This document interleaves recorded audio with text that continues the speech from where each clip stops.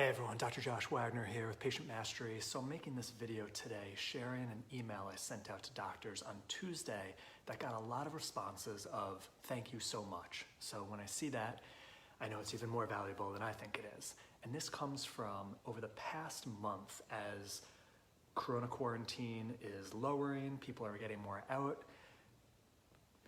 patients flooding into doctors' offices that I work with, and more doctors than ever before reaching out and asking for help, knowing that I teach the exceptional new patient process that patients pay easily without aggressive tactics, bait and switch, fear, and any of that stuff, anything that puts a pit in your stomach that's easy to learn, unfortunately, in the chiropractic profession.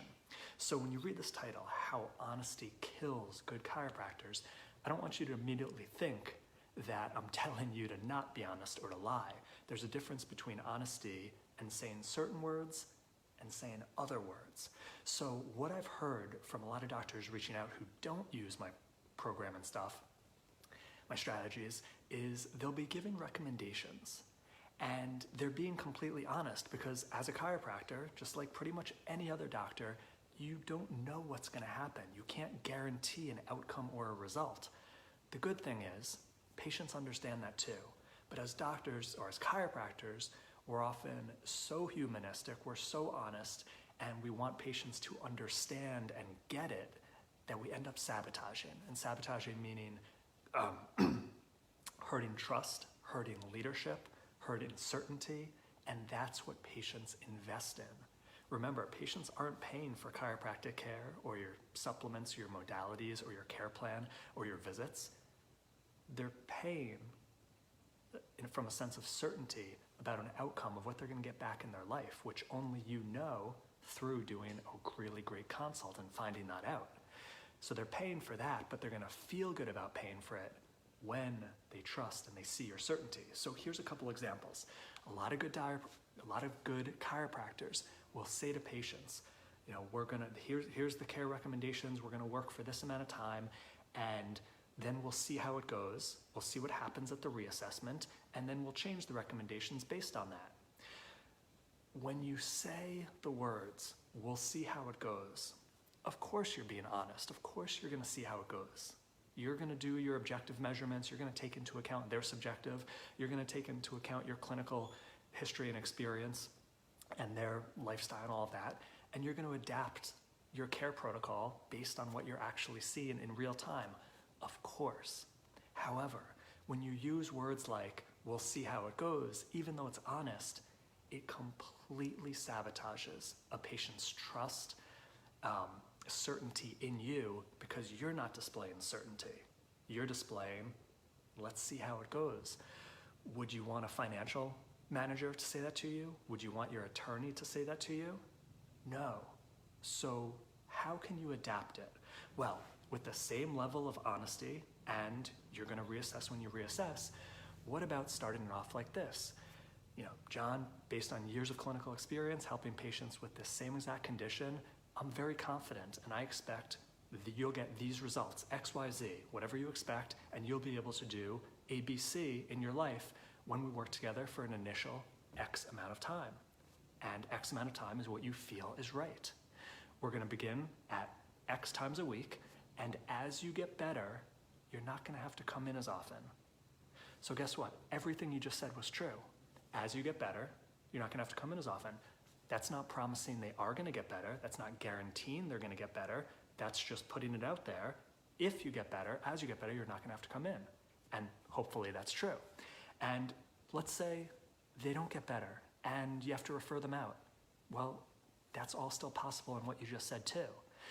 You're not bringing up reassessment time periods where maybe it's 12 visits away, maybe it's 6 weeks away, where we're gonna reassess you in 12 visits or 6 weeks and see how you're doing. What does that immediately plant in the patient's mind? That up until 6 weeks or 12 visits, that you don't know how they're doing. Would you want your oncologist to say that to you? Would you want a financial advisor? Would you want a lawyer to say that to you? No, but as chiropractors, we don't understand that we're actually professionals and in the real world too. You know, we get all in this head of chiropractic and again, thinking patients have to understand anatomy, physiology, subluxation, whatever it is you do. They don't. Be certain, be a leader, be honest, adapt as you go, whatever's clinically necessary, but your communication is all from a place of caring, certainty, and leadership, based on years of clinical experience helping patients with the same exact condition. My expectations is that you're gonna get X, Y, Z and be able to do A, B, C in your life. We're gonna work together for an initial X amount of time, starting at X visits a week, and as you get better, you won't have to come in as often. Now you can say that whether you have a set plan you know they're gonna follow, you can say that whether you go visit to visit, you can say that no matter what care protocol, what technique, what philosophy, what modalities you do. This is pure patient mastery communication, certainty, and principles that have patients trust you, respect you, wanna be led by you, and guess what? Pay you out of pocket, especially when insurance doesn't cover or you've chosen not to accept that insurance because it's a nightmare to deal with. These are little principles that, guess what, doesn't cost you a dime to do, doesn't take much energy. You don't have to start doing a Facebook ads campaign. You don't have to hire an associate. You don't have to get more office square footage. That's one little example of hundreds that make all the difference in the world, and why you see me post screenshots and texts and pictures from chiropractors saying, Josh, I've been in practice 30 years. I've never had more fun. I've never made as much money, and it's so easy. And whether you're a year into practice or 30, no matter what country you're in, again, no matter how you practice your philosophy, this works. And it's been proven all across the world. Don't fall into the gap of thinking you have to be so different or have a script that doesn't feel good to say or that turns your stomach to be successful in practice. You don't. You have to believe you deserve success, which is a whole nother story. That's the topic of the book I wrote last year. You have to be great and certain in what you do clinically, which unfortunately a lot aren't because of the nature of our profession, another topic. And you've got to demonstrate that to patients. And that's also what's missing in most of our profession, because we don't know how to do it on our own. We go and regurgitate scripts that make our stomach turn and get us in trouble with the board and cause us to have a perception in our community that new patients don't flock to you and referrals don't flock to you. So 2 of those 3, watch my stuff, you'll get them. The clinical, you gotta do that on your own. All I want is the best for you.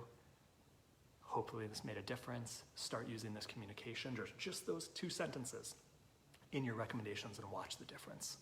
Only want the best for you. Keep up the great work, and I will see you soon.